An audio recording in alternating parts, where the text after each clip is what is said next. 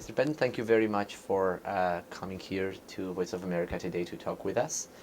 Today we'd like to talk a little bit about the recent Freedom House report on freedom map of the world, specifically Armenia, and as it is and within the regional context. So this year, for 2009, the report highlights that Armenia continues to be a semi-authoritarian state.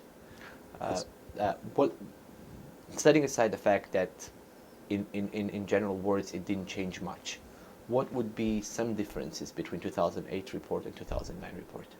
Well, you're absolutely right. There was no change this year in our Nations in Transit survey. And the Nations in Transit survey is a little bit different than our Freedom in the World and some other surveys that we do, because it takes a deeper look at the country and some of the underlying developments in the country in terms of the media, in terms of elections, in terms of judicial independence. We didn't have a change this year. The score remained the same. There was a certain public apathy that we saw in 2009 compared to 2008. Clearly there was violence and there was a lot of turmoil in 2008. We've seen that settle to a certain extent in 2009. But the interference with the media continues. I believe there were as many as 65 cases involving journalists and others, many of them surrounding the Yerevan mayoral election, which was certainly an important event in this last year. So we're still concerned, particularly with the state of broadcast media in Armenia. We recognize that with the print media, there's a window of independence, but we'd like to see that window of independence open larger and include the broadcast media as well.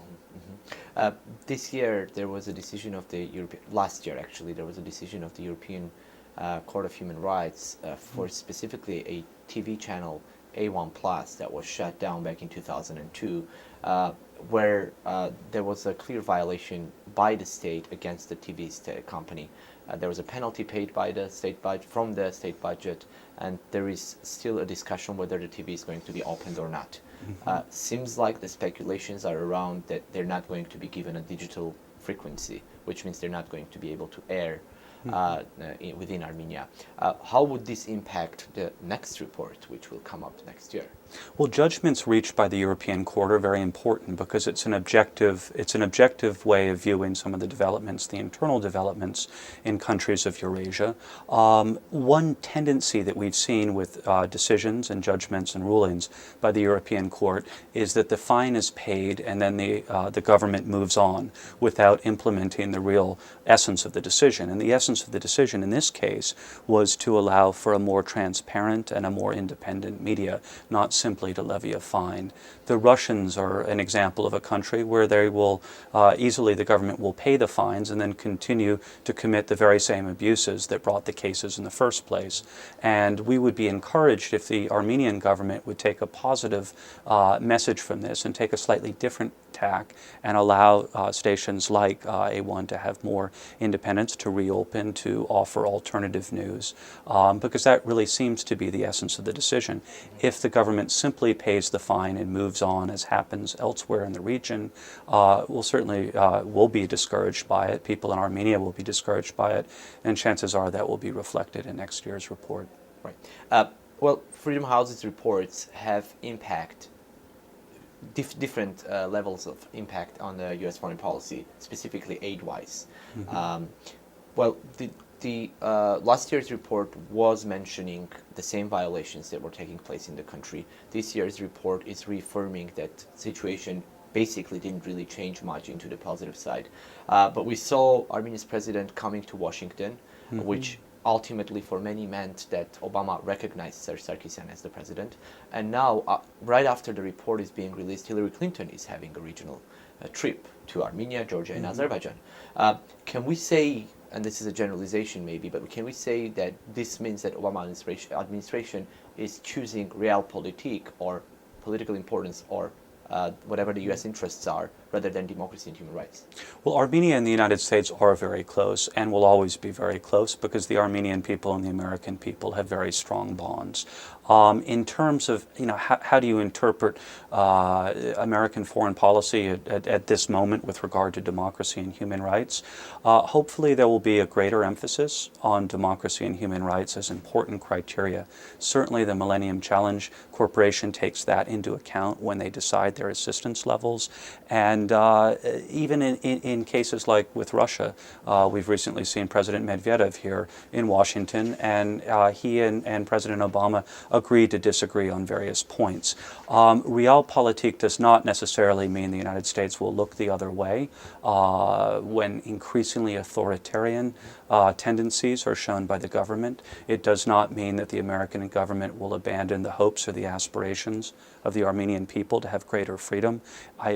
My sense, and I don't speak for the government, I speak for Freedom House, is that the American people will continue to look with fairness and criticism at what's happening in governments that aren't free, and will encourage those governments to provide more freedoms for their people. And that's going to be a consistent strain in American foreign policy, regardless of which administration it is. Mm-hmm. Referring to the Transparency International Anti-Corruption Perception Report, you also mentioned that Armenia is the 120th country out of 180 countries with the level of corruption in the country. But the foreign aid, in so many different ways, is continued to be given to a government that is considered to be 120th most corrupt in the world. What would be the advice of Freedom House to the organizations such as World Bank, IMF, many others, USAID, many others, bilateral or international donor organizations? The more transparency, the better. And the way that we look at freedom, and freedom in all the countries, when we look at every country in the world, but particularly in Eurasia, in our Nations in Transit survey, is we look at the relationship between corruption, political freedom, press freedom, judicial independence. These are all connected. And the reason that a free press is important is because that's a way of combating corruption, to have accountability of the government to the people of the country. The Armenian people have a right to know where that aid money is going, just as they have a right to know where investments are going within the country. So Freedom House would certainly urge all international donors to call for greater transparency, greater openness, and greater accountability when it comes to giving aid to any country, Armenia included. One last question. You have two names of journalists mentioned in the report, Navaj Nasakanyan from Shant TV and Argishti Kivirian, who were attacked. There is a fact, also there were you mentioned attacks on other journalists, but I didn't see the name of Nikol Pashinyan, who is the editor-in-chief of Armenian Times, who was arrested and given a 7-year sentence. What's the reason for his name not being in the report this year? I don't know that there's a specific reason for any one victim of political violence not to be in the report. The sad truth is there are too many victims of political violence, and it's a litany of names that are attached to actual people who suffer from political violence every year. Keeping track, it's not a static number, and unfortunately the number grows. It doesn't reduce. So there's a good chance that individual's case will be covered in our report next year. Our hope is that there are fewer and fewer cases as opposed to more and more, which unfortunately has been the trend throughout the region. And there are certainly exemplary cases of well-known figures, human rights defenders, journalists, others who have come under violence, censorship, and we want to see that trend move in the other direction. The names that are listed in these reports are representative of a larger number of journalists who operate under threat, who operate under self-censorship every day. What would be an effective mechanism to push on the government to stop or to have less violence over human rights activists, journalists, and others? Well, the more the American government and other governments as well, European governments, Armenia has many friends in the world, call upon the Armenian government to treat journalists better, to treat human rights defenders and opposition political figures, to extend greater protections and more rights to these individuals. Calling out their names specifically does put the necessary pressure, or it certainly puts pressure on the Armenian government to live up to its obligations to its citizens.